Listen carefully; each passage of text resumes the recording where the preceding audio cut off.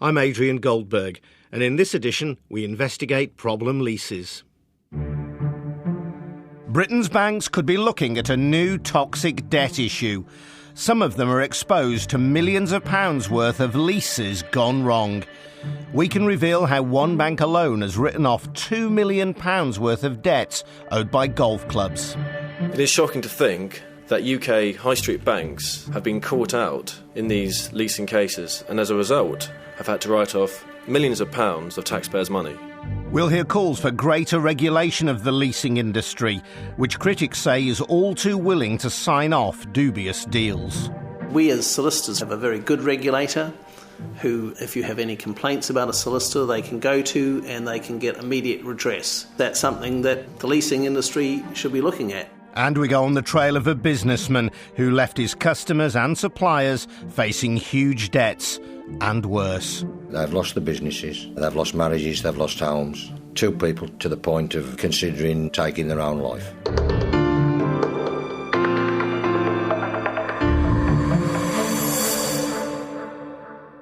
In the UK, leasing is a £19 billion a year business.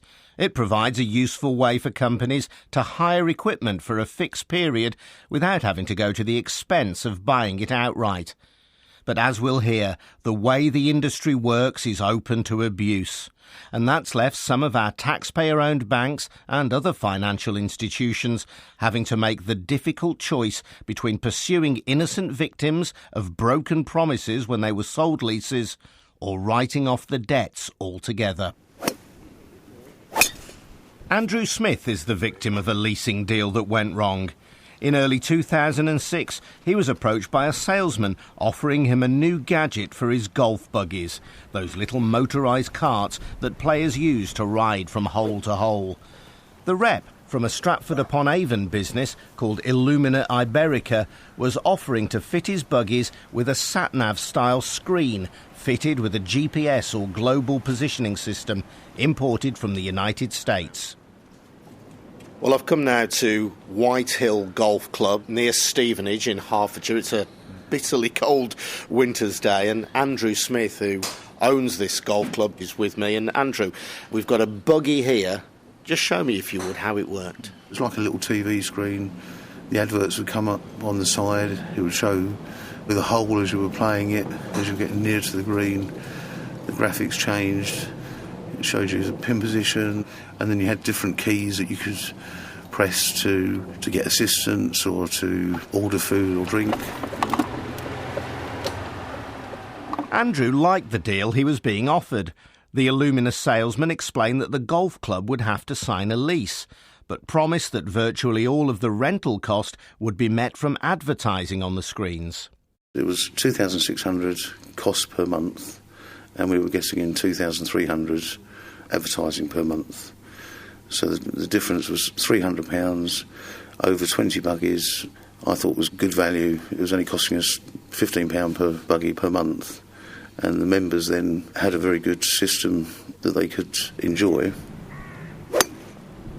Andrew Smith was reassured by the fact that the advertising revenue was being guaranteed by the same salesman who was offering him the screens.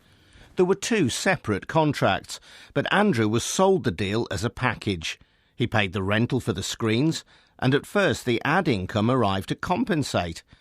But within a few months, the payments for the adverts became erratic and soon dried up altogether.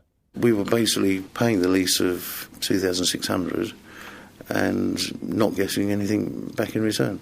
Multiply that by how many months left on the lease. We had another 4 years. We were looking at over £100,000 it was going to cost us. But people might say, oh, it's a golf club. People who play golf have got, they're loaded.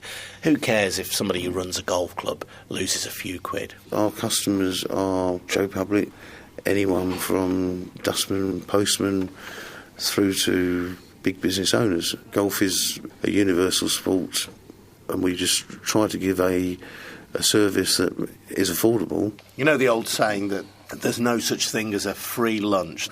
Did any alarm bells go off in your head? We've always taken people at face value, probably very naive to do that. We believed what they told us. The equipment itself was It was American, the biggest brand as such. We had no reason to think that there was anything dodgy at all. Between April 2005 and the end of 2007, many other golf clubs had been convinced and signed up too. But like Andrew Smith's Whitehill Club, they had the problem that their outgoing payments on the leases were falling due, but the incoming advertising revenue from a company called GP Ads Limited wasn't being paid. Patrick Battersby is a solicitor representing some of the golf club owners who lost out. Some of them had serious financial exposure. One or two, that figure was substantially in excess of £100,000, I think even exceeding £200,000. So what kind of action did you take then to try and recover this money? What we did is we made demands initially of GP Ads Limited to pay the sums of money that they are due, and when they didn't pay, we issued legal proceedings against them to recover the money. And what happened? GP Ads Limited went into liquidation. Patrick Battersby's law firm had started legal proceedings against GP Ads Limited for £1 million in relation to the non-payment of advertising revenues that were sold with the GPS buggy screens. But after the company went into liquidation, the golf clubs were left in an even worse position than before. They still owed large amounts of money for the screens they had leased, but the firm that was supposed to bring in the ads to cover the cost had gone bust. Patrick Battersby was acting on behalf of just 15 golf clubs, but overall more than 100 clubs in Britain and Ireland were involved, so collectively Illumina's customers are likely to have been millions of pounds out of pocket. There were other losers too.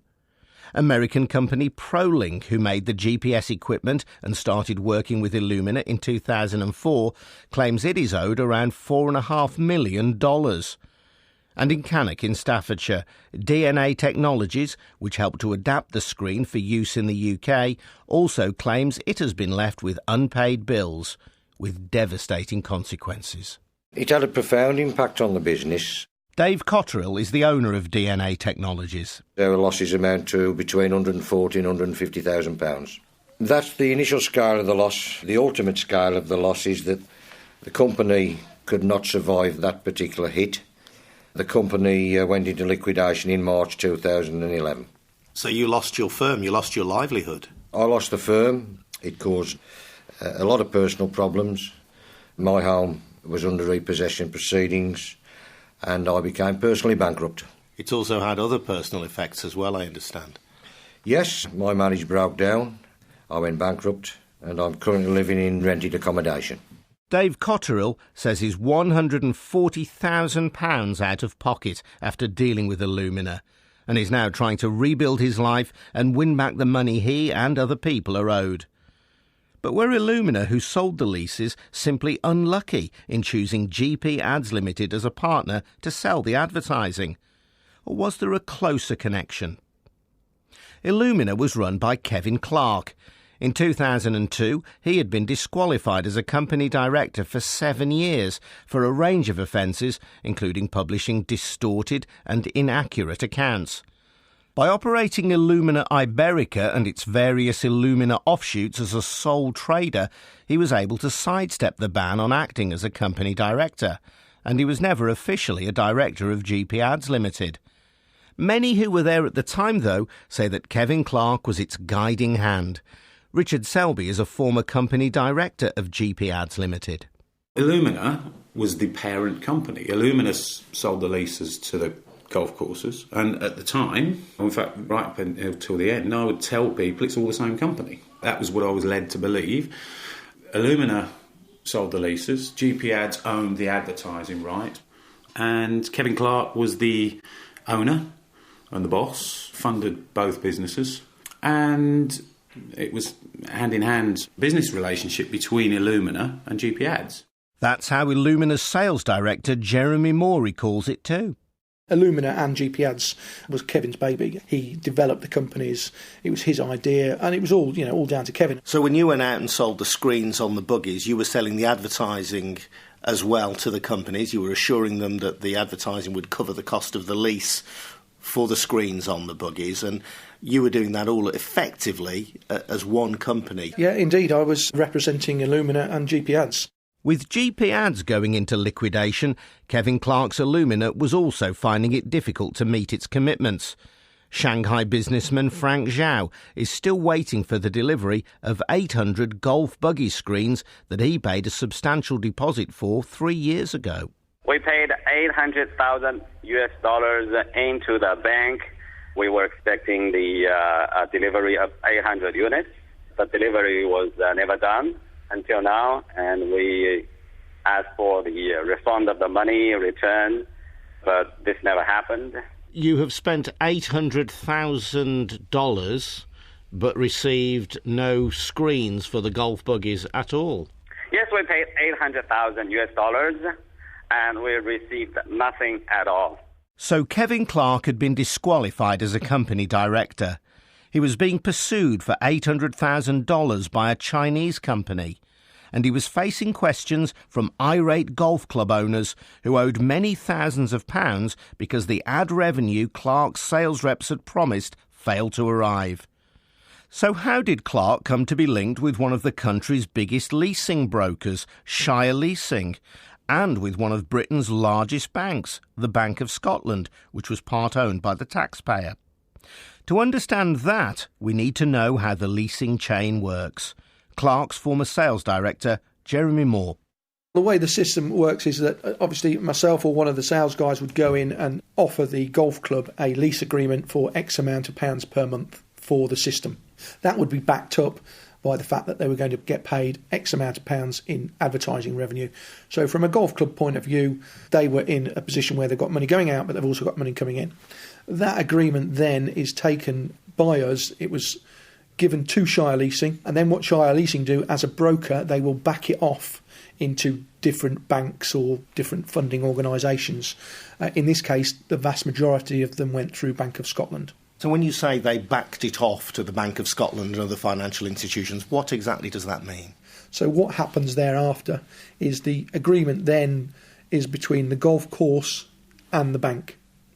Shire and Illumina are out of the loop because when the bank buy that piece of paper, they will pay Shire and Shire Leasing would pay Illumina.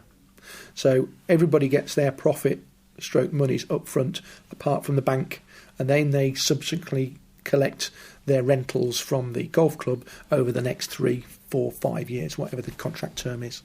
And that's how it came about that the Bank of Scotland was pursuing the golf clubs who had signed leases with Illumina, but who weren't receiving any of the promised revenue from GP Ads Limited, which had now gone bust. To an outsider, it might seem remarkable that a major British bank like the Bank of Scotland should have been caught up, even through a third party, with a business like Illumina, run by disqualified company director Kevin Clark. But to Brendan Malkin, who first broke the Illumina story in a leasing trade magazine, it was typical of the lax way in which the industry operated. The nature of this particular industry is one of high degree of informality. And so in normal situations, you would expect credit checks, large amounts of due diligence to be done on customers, on suppliers in particular. In this case, what you see is banks, a fairly informal relationship with a broker whom they completely trusted, and in turn, the broker in effect trusted the supplier. The relationship was based more on friendship, more than a real thorough investigation into the credibility of this business. And that's a view echoed by Jeremy Moore, who worked for Shire Leasing before joining Kevin Clark in Illumina. They have to do certain due diligence on their customers. I actually worked for Shire Leasing at one point, and when we brought new dealers on, they were very adamant about checking them out and doing personal searches, etc., etc. Ultimately, we've all since found out that at the time Kevin was a disqualified director, so that should have been picked up with their searches. This programme has seen evidence of a relationship between Shire Leasing and Kevin Clark. We've seen emails, for example, sent by Shire's sales director John Flounders to the Bank of Scotland, in which he defended Illumina. He then forwarded the email separately to Kevin Clark with a bizarre message which I can't repeat in its entirety. Bleep 'em, read this. We wanted to know what due diligence the company had carried out on Illumina and Kevin Clark, but both Shire Leasing and John Flounders declined our request for an interview.